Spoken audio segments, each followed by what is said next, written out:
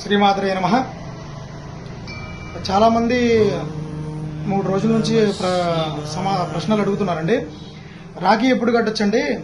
రాఖీ కట్టే టైం పలానా టైం ఏమైనా ఉంటుందా? ముహూర్తం ఉంటుందా? లేదా భద్రకరణ సమయం అనేది అంటున్నారు. లేదా శూర్పణఖల రావణుడికి రాఖీ కట్టింది, ఆ రోజు అందుకే మనం కట్టుకోకూడదు. ఇలాంటి యోగాలు ఏవో ఉన్నాయట, ఆ యోగం రోజు కట్టాలట, కట్టకూడదట. ఇలాంటి పలు రకాల సందేహాలు అడుగుతున్నారండి. దయచేసి అందరికీ చెప్పేటువంటి ఒకే విషయం ఏంటంటే, 19వ తారీఖు ఆగస్టు శ్రావణ పౌర్ణమి, రాఖీ పౌర్ణమి. చక్కగా అందరూ రాఖీ కట్టుకోండి. అక్క చెల్లెలందరూ అన్నదమ్ములు కట్టనమ్మా. అందరూ చాలా గ్రాండ్ గా చాలా చక్కగా చేసుకోండి పండుగని. ఎటువంటి ముహూర్తాలు అవసరం లేదు.